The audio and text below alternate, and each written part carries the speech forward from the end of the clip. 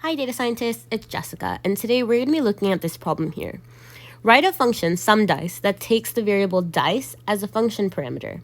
And the value of dice will tell us how many dice to roll, which should have a default of 2, and SumDice function must return the sum of rolling dice number of 6-sided dice. So this prompt is a little bit confusing, so let's just take a look at what exactly it means. So we're writing a function called SumDice. And what exactly is a function? It's just a way to group our code so that it's more easy to read and less messy. So once we write our function, we can call our function somewhere else. So let's say we're writing a big program where we just want to roll dice number of dice multiple times, right? So instead of rewriting that code again and again, all we have to do is just write it once in a function, and then we can call that function to use that code, basically. So how would we call a function? Well, it's going to look something like this, right? We're going to have the name of the function, SumDice. We're going to have parentheses. And if our function is returning something, and in this case it is, right? It's returning the sum of rolling dice number of dice. Then we can have a variable and set that equal to our function call. And what this is saying is that in this variable called dice, we're going to store the sum of rolling a certain number of dice. So how many dice are we going to roll? Well, that all depends on our function parameter.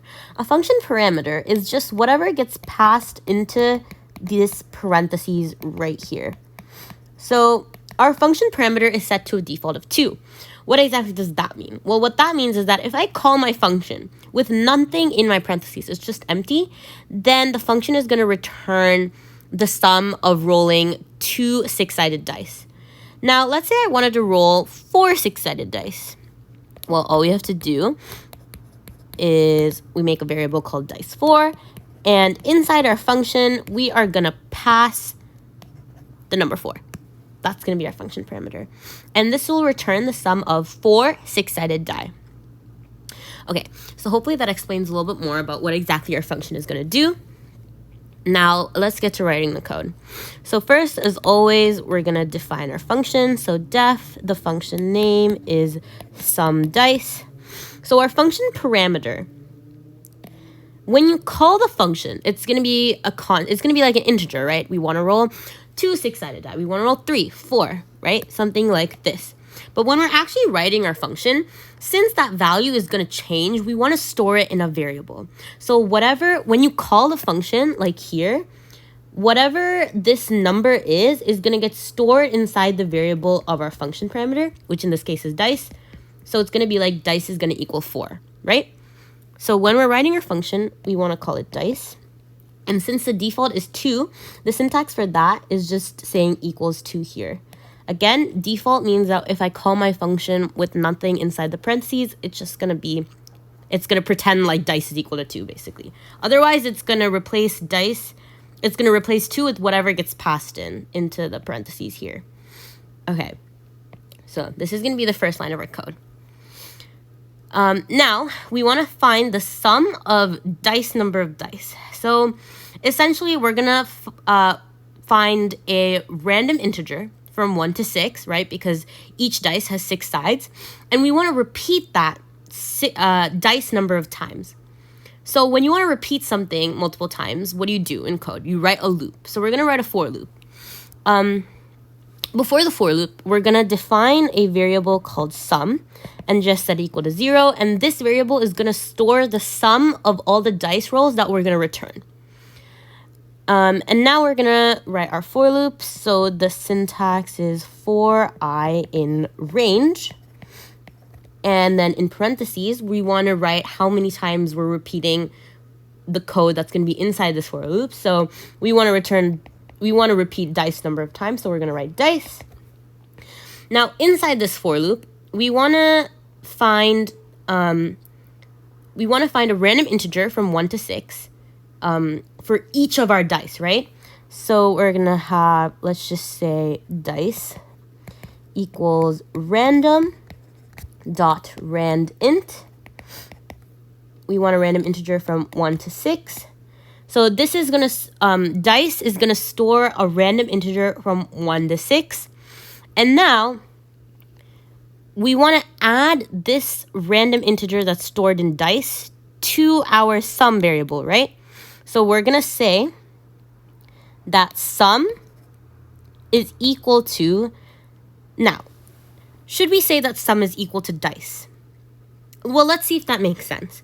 So let's say we want to roll 3 dice. Okay, so our sum is 0. Then for I in range 3, so we're going to repeat these inside lines of codes 3 times. We're going to say dice is equal to random int from 1 to 6. Let's say our roll is 4. Now, if we just set sum equal to 4, okay, sum is equal to 4. Now we're going to repeat again. So dice is going to equal another random integer. Let's say it's 3. Now, if we just set sum equal to dice, now our sum is going to equal 3. But we don't want that, right? We want sum to be equal to 7.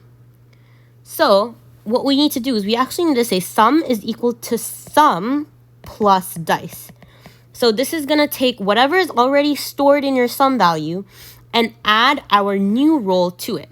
So that every time we loop, we want to make sure that we're updating sum, not overriding sum. So now when I roll 4, sum is already, if I roll 3, sum is already 4. So it's going to be sum is equal to 4 plus 3, which is 7, which is what we want. So this is how the code would look. And then once we're done looping through, we just want to return our sum value.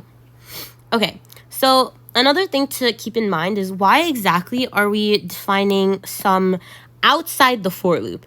Well, it's kind of the same concept as our last thing. If we have sum equals 0 inside here, then every time we start our loop again, let's say we're looping 2 dice.